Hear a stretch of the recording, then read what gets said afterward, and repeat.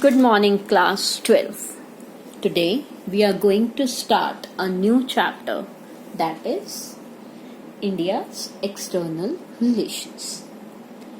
When we are going to start this chapter, we have to keep in our mind that we started our syllabus with the challenges faced by India as a nation building. Then we go through the party system of India after the time of independence. Now, external relations stands that which were the factors which influenced Indian foreign policy. When we go through this chapter, then we have to remember that India attained independence in 1947. Second World War ended in India in 1945, in the world in 1945. जो हमें आज़ादी मिली, that was already being influenced by two factors. First question was that there was collapse of colonialism. उस समय जो देश Asia, Africa and Latin American countries को गुलाम बनाकर रखते थे, अपने इंपीरियलिस्टिक वेंचर्स के लिए इस्तेमाल कर रहे थे, now they were on collapse. They have lost the war. They did not have hold on their governments. It became difficult for them to hold, to control the freedom और the national struggle which was followed in the colonies. Ultimately, after the end of Second World War, when colonialism ended and India emerged out of that colonialism, India was under the control of British for more than 90 years, direct British government.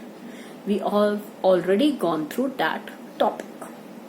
Moreover, after becoming independence, the main question in front of Indian government was to establish a welfare state as well as to establish a democratic government in the country.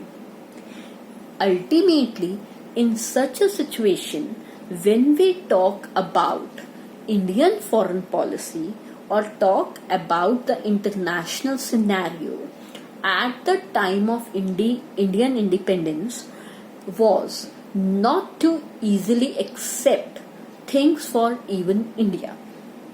Moreover, India was very active at that time during and before the Second World War in the world affairs. From the very beginning, India was considered to be a very active member. In the initial stages of the formation of the United Nations, India from the very beginning became a member of such international organization. India says Subhash Chandra Bose has close links with the German and the Japanese forces. India में Mahatma Gandhi was basically very much appreciated by Adolf Hitler.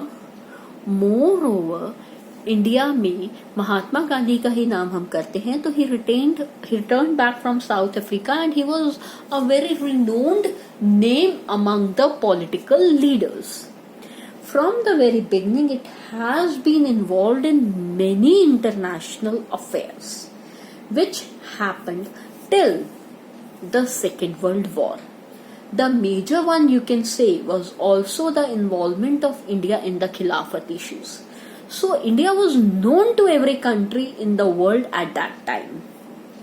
Number 3, when India has been get out from the grip of the imperialistic powers, its main objective at that time was to maintain sovereignty. Hindustan के लिए important था कि वो अपनी sovereignty को maintain करे, हासिल करे. When we talk about the word sovereignty, तो sovereignty बेटे means political independence. ठीक है? After the Second World War, as we have gone through the book Contemporary World Politics, We already have gone through that. Although the Second World War ended, but it was gone through a dramatic, you can say, the dramatic incidents. There was rise of USA, the rise of USSR, and also there was a hope or a third world countries which formed non-alignment. India in that circumstance, just in order to maintain its sovereignty, at that time thought about that it is not going to join any power bloc. Whereas with independence it was also partitioned. Pakistan became a close ally of capitalist country USA, and China became a communist country supporting the socialism in the world affairs. In such a scenario, taking a very strong decision was very much important for the Indian leaders.